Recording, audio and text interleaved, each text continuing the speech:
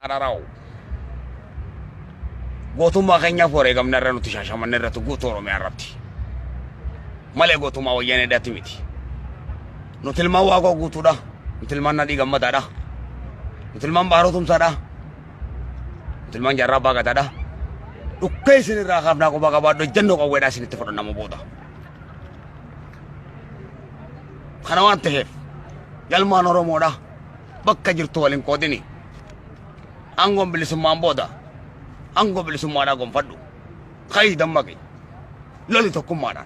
Kuta walin kodini. Oromo make ti falmaddu. Oromiya gutu. Kuta ra walin kodini.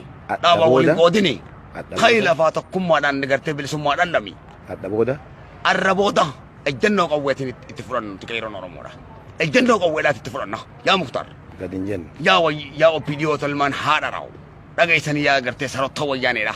Ilmaan Oromoo dha gartee diina wajjin gartee obboleeyyan keessan diina dura dhaabbatanii diina wajji wareedanii harka dhoytan diinaafi itti salphachuu jiraatan duuba quba gabaadhu yaa gartee xiqqaarra hanga guddatti baalagoota daandii nuu bana fidaa qawwee nuu kanna ilmaan Oromootii wareedanii yaa harroota yaa warra rabbi jibbe yaa warra rabbi hin beeyne yaa warra waaqni kumate yaa warra Oromummaan hin beeyne yaa warra Oromummaa gurguree Oromummaadhaan taphatee garte ummata Oromoodhaa kutaadhaan qoodee gabromsaa ture rabbi si haa balleessu lafa tanarraahi ni badda duuba ni badda humna waaqaatiin ni badda biiznillah duuba dhukkee isinirraa kaafnaa jennoo qawweedhaatitti fudhannaa ummata Oromoodhaa dhaggeeffadha kabajaa gartee hiriira nagaa nuti baaneef gartee isin jeene hojaan injifannoon kan ummata Oromoo kabajamaadhaati injifannoon kan qeyroo ummata Oromoodhaati ejjennoo qawweedhaa fudhannaa booda galatoomee